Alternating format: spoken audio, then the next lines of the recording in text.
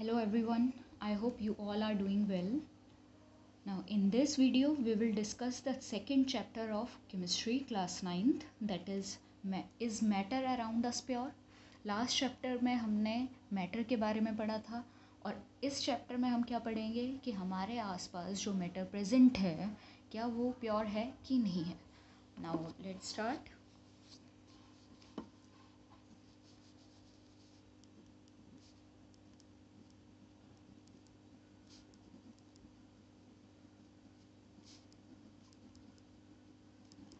Now हम सबसे पहले टॉपिक्स की बात कर लेते हैं कि हम इस वीडियो में कौन से टॉपिक्स कवर करेंगे. ठीक है, सबसे पहले तो हम इंट्रोडक्शन ही देखेंगे. इंट्रोडक्शन. नेक्स्ट मिक्सचर्स पढ़ने हैं हमने, mixtures and its types. Next हम पढ़ेंगे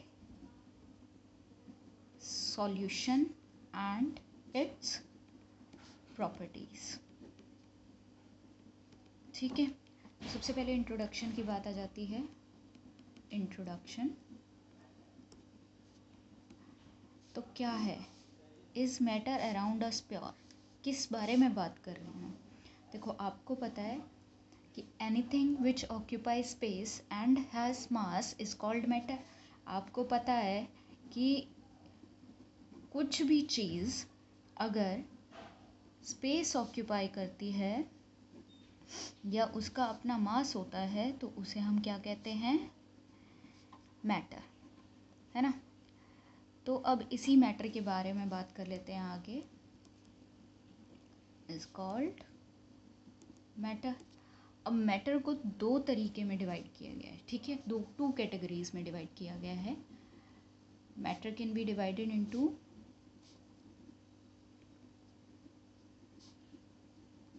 टू कैटेगरीज. तो पहले कैटेगरी क्या है,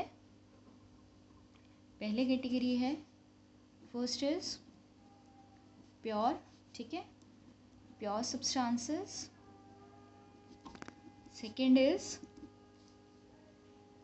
मिक्सचर या फिर हम कह सकते हैं इम्प्योर सब्सटेंसेस. ठीक है, या फिर मिक्सचर्स. ठीक है, तो सबसे पहले हम प्योर सब्सटेंसेस की बात कर लेते हैं. What are pure substances? It consist of single type of particles which are same in their chemical nature. ठीक है, which are same in their chemical nature. अब क्या कह रहा है ये कि भाई ये जो प्योर सब्सटेंसेस है ये ऐसे पार्टिकल से बना है जिन पार्टिकल्स का जो केमिकल नेचर है सबका सेम है. जैसे ये जो पेपर है, पेपर पार्टिकल से बना हुआ है. अब इसका अगर हम अलग अलग पार्टिकल की बात करें तो हर एक पार्टिकल का सेम ही नेचर होगा, सेम केमिकल नेचर होगा, वही काम करेगा. जो एक पार्टिकल कर रहा होगा दूसरा भी वही करेगा, तीसरा भी. जब ये सब एक साथ मिल जाते हैं तो हमारा क्या बनता है, प्योर सब्सटेंसेस. ठीक है, ऐसे इम्प्योर सब्सटेंसेस की और मिक्सचर्स की बात कर लेते हैं. क्या होता है, mixtures consist of two or more particles. हम अभी इम्प्योर सब्सटेंसेस के बारे में डिस्कस करेंगे. ठीक है, प्योर सब्सटेंसेस के बारे में हम बाद में डिस्कस करेंगे. तो सबसे पहले हम इम्प्योर सब्सटेंसेस की बात कर लेते हैं कि मिक्सचर्स, ठीक है, इम्प्योर सब्सटेंसेस और इसके टाइप्स क्या हैं. तो सबसे पहले मिक्सचर्स की और अच्छे से हम डेफिनेशन देख लेते हैं और अच्छे से इसको समझ लेते हैं.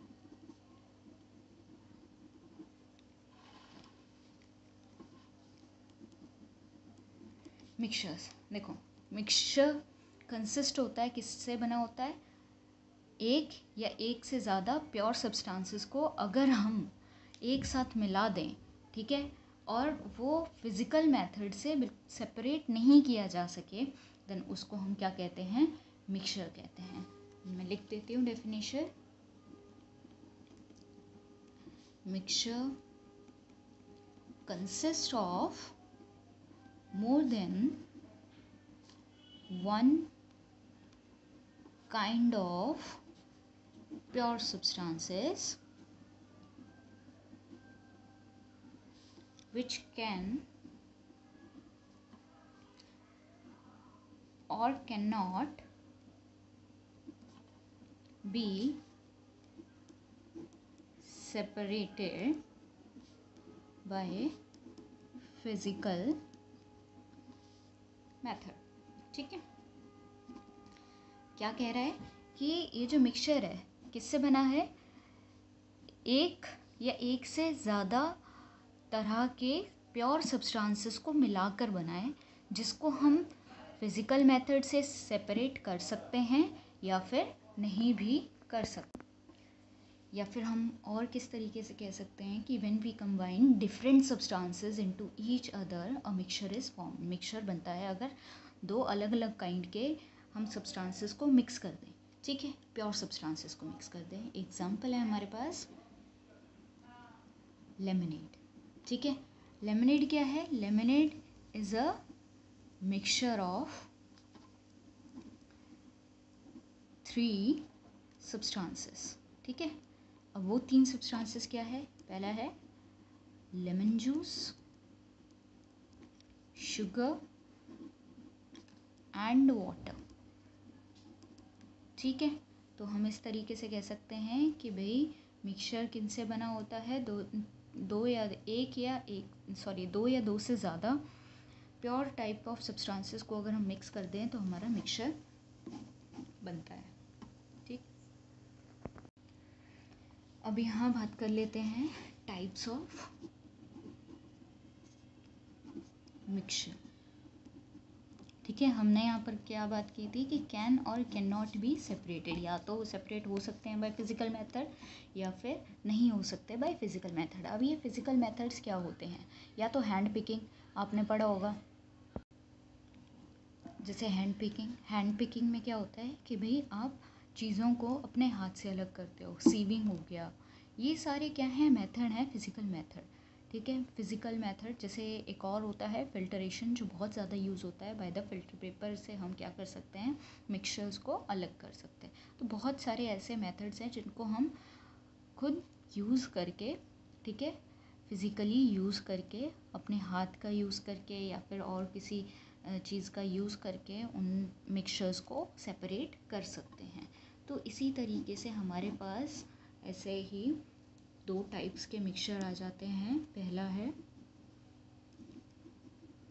होमोजेनस मिक्सचर एंड दूसरा आता है हमारे पास हेट्रोजेनस मिक्सचर। ठीक है, बात कर लेते हैं होमोजेनस मिक्सचर की। सबसे पहले भाई होमोजेनस मिक्सचर कब कहलाया जाएगा? ठीक है, ये मिक्सचर कभी भी होमोजेनस मिक्सचर कब कहलाया जाएगा? जब जो कंपोनेंट्स हैं, ठीक है, जो भी सब्सटेंसेस हम मिक्स कर रहे हैं वो यूनिफॉर्मली मिक्स हो जाएंगे। यूनिफॉर्मली मिक्स मीन्स एक जैसे ही स्प्रेड हो जाएंगे पूरे सॉल्यूशन में। और कह सकते हैं हम a mixture is said to be homogeneous if all components of the mixture are uniformly mixed and there are no boundaries of separation between them. ठीक है, या फिर और हम कैसे कह सकते हैं कि जो मिक्सचर्स हैं, ठीक है, जब हम उनको मिक्स करेंगे, जैसे 2 सब्सटेंसेस को, टू प्योर सब्सटेंसेस को मिलकर बना हुआ है, तो उन 2 प्योर सब्सटेंसेस को अगर हम मिक्स करते हैं तो क्या है कि ये इस तरीके से मिक्स हो जाएंगे कि उनको फिज़िकल मेथड से सेपरेट करना काफ़ी ज़्यादा मुश्किल हो जाएगा और वो पूरे सॉल्यूशन में एक जैसे ही रहते हैं। लिख देती हूँ मैं definition. A mixture is said to be homogeneous if all components of the mixture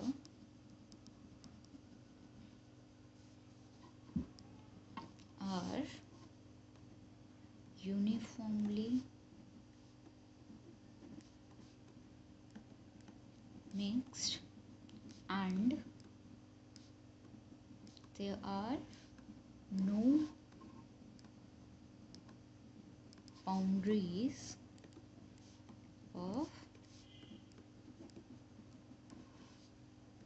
separation between them. Example हम ले लेते हैं, शुगर एंड वाटर। हम क्या कह रहे हैं बेसिकली होमोजेनस मिक्सचर के, हमने क्या किया है, दो अलग अलग टाइप के सब्सटेंस ले लिए हैं। जैसे हमने ले लिया है, मैंने एग्जांपल दिखा रखा है आपको, शुगर इन वाटर। हमने क्या किया है, शुगर लिए। अब जब हम शुगर को वाटर में मिक्स करेंगे तो इनकी कंपोजिशन क्या रहेगी, ये समझ लो, ये वाटर के पार्टिकल्स हैं, ये हैं शुगर के पार्टिकल्स। ठीक है, तो ये जो मिक्स होंगे ये किस तरीके से मिक्स होंगे, इस तरीके से। ठीक है, इनकी जो कंपोजिशन है वो हर जगह बिल्कुल बराबर रहेगी। अब और कैसे, अब अगर आप टेस्ट करते हो इसको तो टेस्ट से भी आपको आराम से पता चल जाएगा कि अगर एक स्पून आप बिल्कुल ऊपर वाले लेवल से टेस्ट करते हो तो शुगर इन वाटर, ठीक है, शुगर का वैसा ही टेस्ट आता है। और अगर आप नीचे से टेस्ट करते हो तब भी टेस्ट कैसा आता है, बिल्कुल वैसा ही आता है। तो मतलब इनकी जो कंपोजिशन रहेगी वो बिल्कुल एक जैसी ही रहेगी हर जगह पर। ठीक है, चाहे आप 1 स्पून फुल ले लो या फिर पूरा आप ग्लास ऑफ वाटर ले लो, ग्लास ऑफ सॉल्यूशन ले लो शुगर का। समझ गया। तो मतलब यहाँ पर कंपोजिशन इस तरीके की हो जाती है कि उसको हम फिज़िकल मेथड से फिर सेपरेट नहीं कर पाते हैं, उसके लिए सेपरेशन की अलग टेक्निक यूज़ करनी पड़ती है। This is homogeneous mixture. और हम क्या कह सकते हैं, एक पॉइंट और है, the ratio of composition of homogeneous can be different. मतलब क्या कह रहे हैं हम कि अगर हम ये होमोजेनस मिक्सचर ले रहे हैं किस चीज़ का, शुगर और वाटर का, तो ज़रूरी नहीं है कि भाई शुगर और वाटर हमने एक ही क्वांटिटी में लेना है, जैसे कि ये भी 50% ले लिया, ये भी 50% ले लिया। नहीं, ऐसा नहीं है। इनकी जो रेशियो है वो अलग हो सकती है। मे बी ये हो सकता है कि ये हमने ले लिया 25%, ये ले लिया हमने 75%, या फिर ये हमने ले लिया 10%, ये ले लिया हमने 90%। तो इनकी जो रेशियो है, कंपोजिशन जो होती है वो अलग हो सकती है, कि एक कम क्वांटिटी में हो सकता है, एक ज़्यादा क्वांटिटी में हो सकता है। तो इनकी जो क्वांटिटी की जो रेशियो होगी वो अलग अलग हो सकती है। अब नेक्स्ट की बात कर लेते हैं, हेट्रोजेनस मिक्सचर। अब ये हेट्रोजेनस मिक्सचर क्या होते हैं, एक मैंने बताया था can be separated, can not be separated. यहाँ था कैन नॉट बी सेपरेटेड, ये होगा कैन बी सेपरेटेड। ठीक है, तो ये होते हैं हमारे heterogeneous mixture. A mixture is said to be heterogeneous if all the components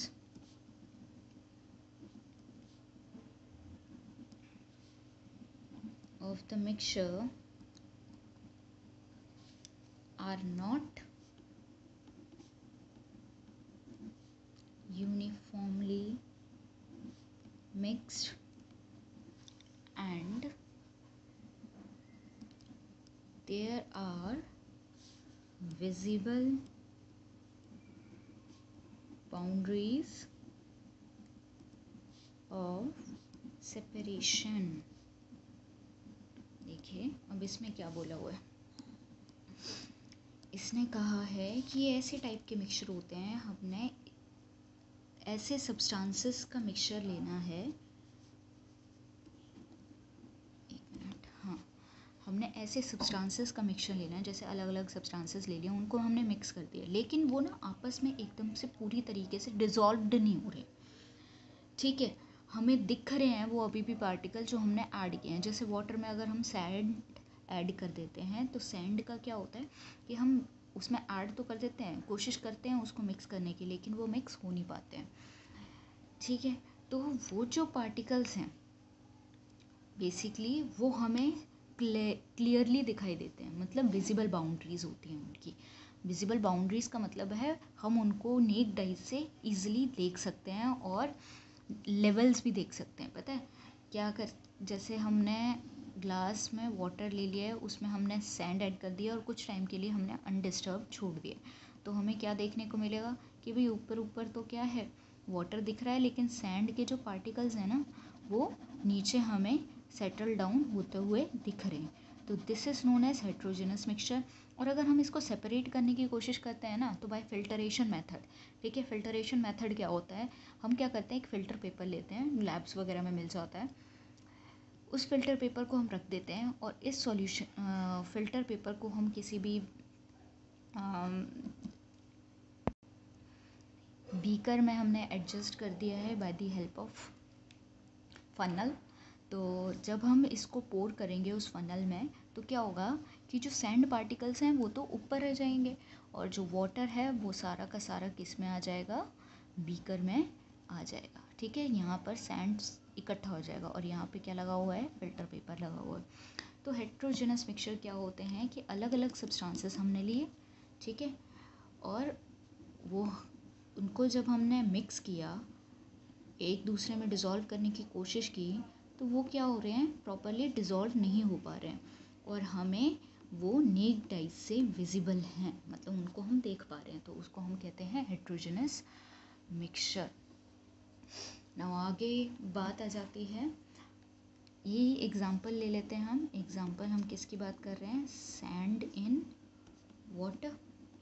ठीक है, और ये केस क्या है, it can be separated by filtration. Done. Now अब हम इसको किस तरीके से पहचान सकते हैं, मतलब आइडेंटिफिकेशन कर सकते हैं, क्या डिफरेंस है इसमें, तो हम डिफरेंस की बात कर लेते हैं। तो ठीक है, यहाँ हम लिखेंगे होमोजेनस और यहाँ लिखेंगे हम हेट्रोजेनस। तो सबसे पहला पॉइंट है, दे हैव यूनिफॉर्म कंपोजिशन, इनकी यूनिफॉर्म कंपोजिशन है, और इनकी they have non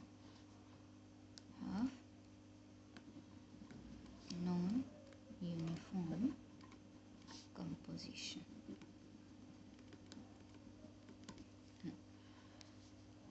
uniform composition मतलब इक्वली स्प्रेड हैं पूरे के पूरे सॉल्यूशन में। ठीक है, पूरे के पूरे इक्वली स्प्रेड हैं, हर एक पार्टिकल यहाँ इक्वली स्प्रेड नहीं है, इक्वली मिक्स्ड नहीं है। We can not separate the components of the mixture through physical process. Third है, we can separate the components through physical process. ठीक है, हम इसको फिजिकल प्रोसेस से कर सकते हैं सेपरेट और इसको नहीं कर सकते। ठीक है, मतलब इसको फिजिकल प्रोसेस से सेपरेट नहीं कर सकते और इसको कर सकते हैं। थर्ड पॉइंट हमारा क्या कहता है कि जो पार्टिकल्स हैं या फिर हम कह लें कि कंपोनेंट्स हैं, जो जिनको हमने मिक्स किया है, ठीक है, components can not B seen through naked eyes, और मैं दोबारा नहीं लिख रही हूँ, तो can be seen through naked eyes, naked eyes। Next आ जाता है कि ये सिंगल फेज है, this mixture is in single phase throughout, मतलब ये एक ही फेज़ में रहेगा। ये ऐसा नहीं होगा कि सॉलिड अलग हो गया है, सॉलिड हमें नीचे देखने को मिल रहा है या फिर लिक्विड हमें ऊपर देखने को मिल रहा है, मतलब अलग अलग वेरिएशन नहीं देखने को मिल रहा है, लेयर्स नहीं देखने को मिल रही है। लेकिन यहाँ पर क्या है, the substances can be of two different phases and we may see separate layers। ठीक है, हम इसकी सेपरेट लेयर्स देख सकते हैं। जैसे सैंड का बताया था मैंने, सैंड हमें नीचे देखने को मिल जाता है, और अगर हम बात करें लिक्विड जो है, वाटर हमें ऊपर देखने को मिल जाता है। अब नेक्स्ट हम बात कर लेते हैं सॉल्यूशन। सॉल्यूशन क्या होता है ना। सॉल्यूशन क्या है, ये इसी का एग्जांपल है होमोजेनस का। A solution is a homogeneous mixture of two और मोर सब्सटेंसेस। दो या दो से ज़्यादा सब्सटेंसेस का क्या रहता है, ये मिक्सचर रहता है, लेकिन होमोजेनस मिक्सचर है। होमोजेनस मिक्सचर मतलब यूनिफॉर्मली स्प्रेड हो जाता है, यूनिफॉर्म कंपोजिशन होती है। यूनिफॉर्म कंपोजिशन का मतलब जो पार्टिकल्स हैं वो एक दूसरे में इक्वली मिक्सड हो रहे हैं और फिर हम इनको देख नहीं पा रहे हैं with the help of necked substances. Example वही ले लो आप, जैसे लेमनेड वाला लेते हैं, है ना, लेमनेड, बस इतना ही लिख रही हूँ, आप आगे समझ जाओगे। अब इस और क्या एग्जांपल हो सकते हैं, जैसे लिक्विड इनटू, लिक्विड की बात करें अगर हमने सॉल्यूशन बनाना है दो लिक्विड का, तो ले लेते हैं वो वाटर एंड इंक, है ना। नेक्स्ट हम ले लेते हैं सॉलिड इनटू सॉलिड। अगर हमने सॉलिड का क्या करना है, होमोजेनस मिक्सचर बनाना है, तो मान के चलते हैं एलॉय, ये मैं अभी बताऊंगी आपको क्या होता है। गैस इनटू गैस एयर, है ना, कई सारी नंबर ऑफ गैसेस प्रेजेंट होती हैं और वो क्या है, मिक्सचर है, और वो मिक्सचर कौन सा है, होमोजेनस मिक्सचर है। सॉलिड इनटू गैस, सॉलिड को हम गैस में मिक्स करते हैं। इसका कोई भी एग्जांपल ले लो, एयर की बात कर लेते हैं एंड मेटल बात कर लेते हैं, है ना। नेक्स्ट है सॉलिड इनटू लिक्विड, सॉलिड और लिक्विड वाला ले लेते हैं, तो सॉलिड और लिक्विड वाला क्या हो गया, शुगर एंड वाटर।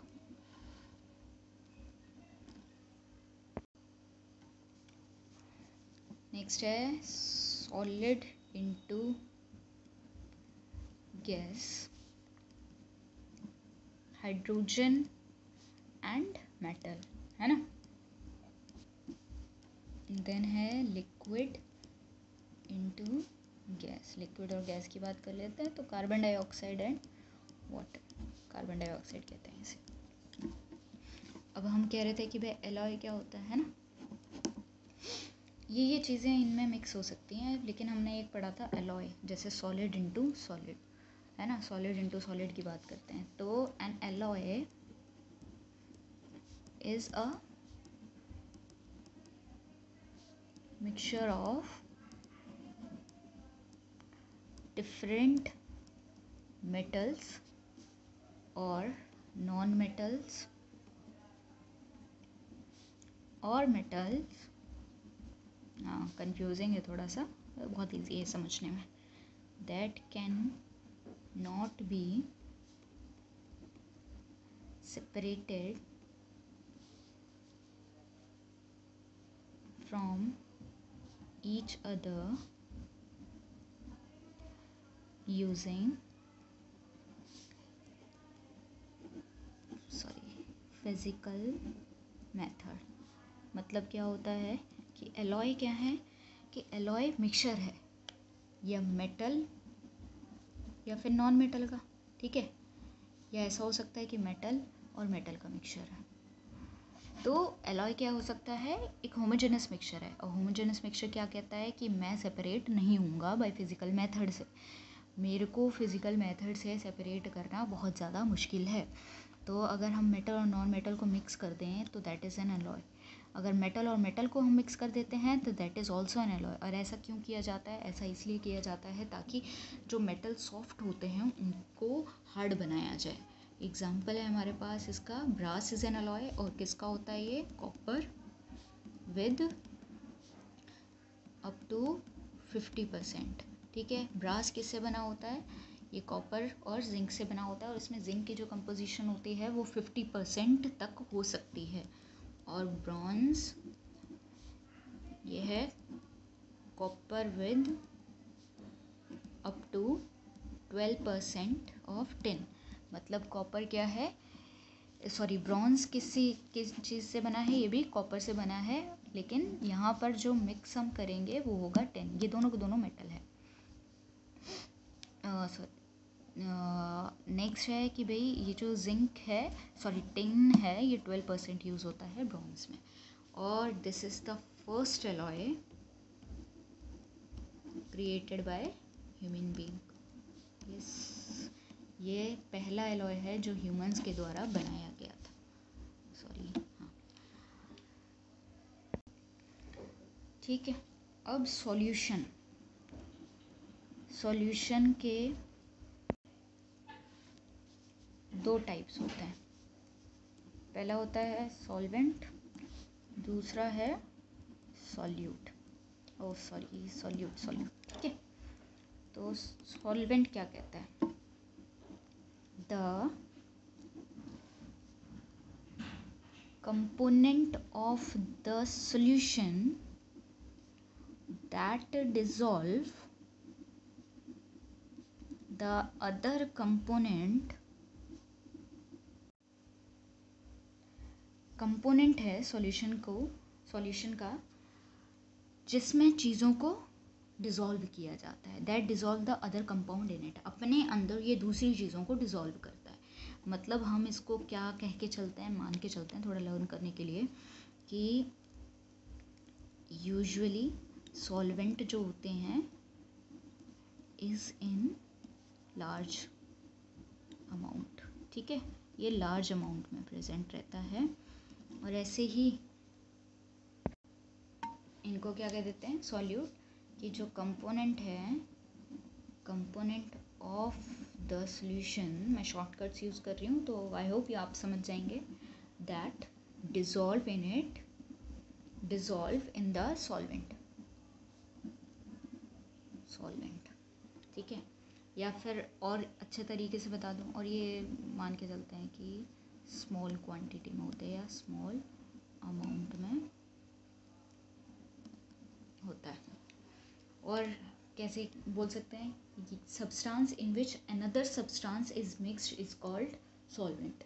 कि ये वो सब्सटेंस होते हैं जिनमें दूसरे सब्सटेंस को मिक्स किया जाता है। जैसे हम बोलें कि वाटर में क्या ऐड कर रहे हैं, शुगर, तो वाटर जो है वो हो गया हमारे पास सॉल्वेंट, और शुगर क्या हो गया, सॉल्यूट। मतलब हम क्या कर रहे हैं, वाटर में ये सॉल्यूशन का ऐसा कंपोनेंट है जिसमें किसी और चीज़ को मिक्स किया जाता है। समझ गए आप, सॉल्यूशन दो चीज़ों से मिलकर बना है, सॉल्वेंट एंड सॉल्यूट। तो सॉल्वेंट जो है, सॉल्वेंट में और दूसरी चीज़ों को मिक्स किया जाता है, ठीक है। और जो जिस चीज़ को हम मिक्स कर रहे हैं दैट इज़ शुगर, जिस चीज़ को हम ऐड कर रहे हैं मतलब उसको हम क्या कह रहे हैं, सॉल्यूट।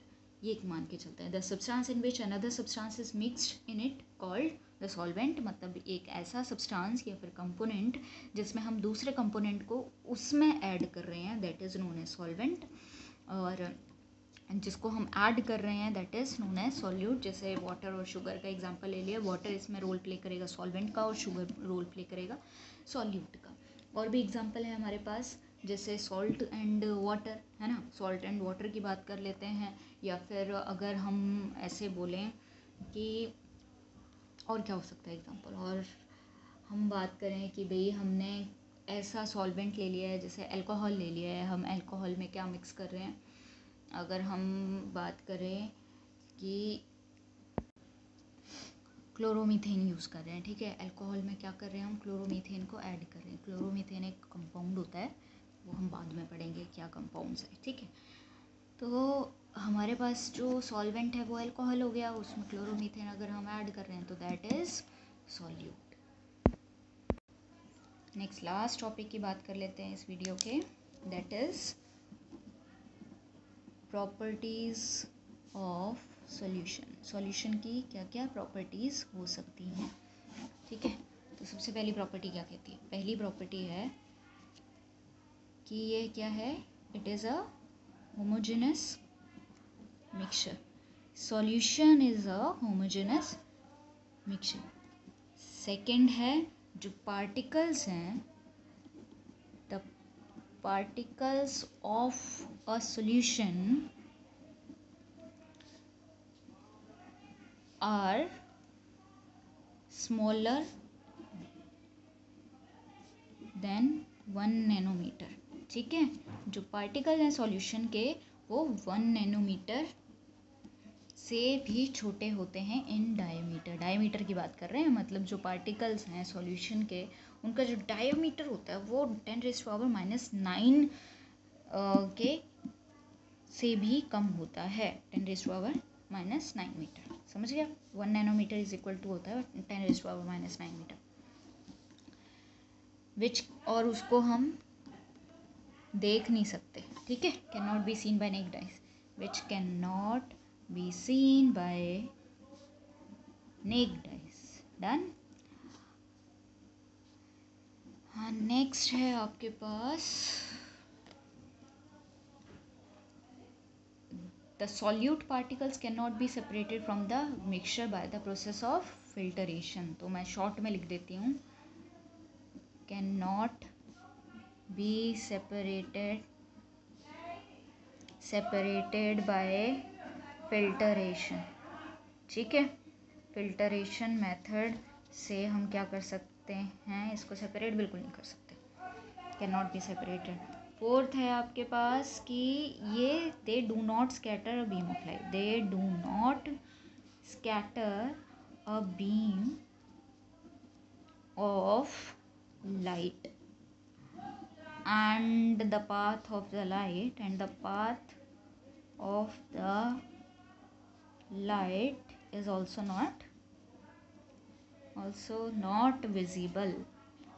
तो ये क्या चीज़ है, ठीक है, उसको हम क्या कहते हैं, basically Tyndall effect. Tyndall effect थोड़ा सा अलग है, जो मैं कह रही हूँ उसको आप नोट डाउन भी करते रहना। क्या होता है कि भाई ये बीम ऑफ लाइट को स्कैटर नहीं करता। जैसे अगर उस सॉल्यूशन में से हम टॉर्च से अगर लाइट पास करते हैं तो वो क्या है, उस लाइट को बिल्कुल स्कैटर नहीं करेगा, इधर उधर नहीं फैलाएगा, है ना, जैसा था वो वैसे ही हमें उस साइड दिख जाएगा। और पाथ जैसे फॉलो होता है, मतलब हमें कभी कभी देखने को मिलता है ना कि लाइट किस तरीके से पाथ फॉलो कर रही है ना, तो वो भी हमें देखने को बिल्कुल नहीं मिलेगी।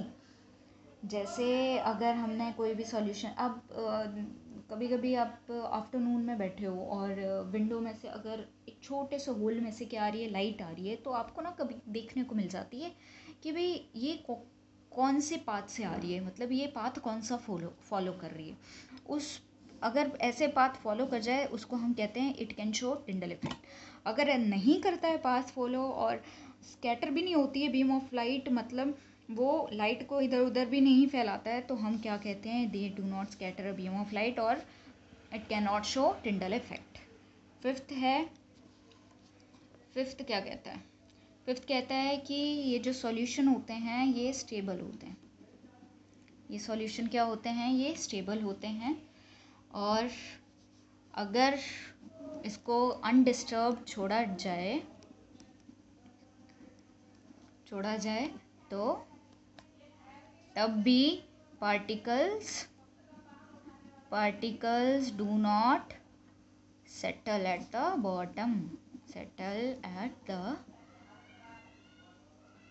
बॉटम, ठीक है।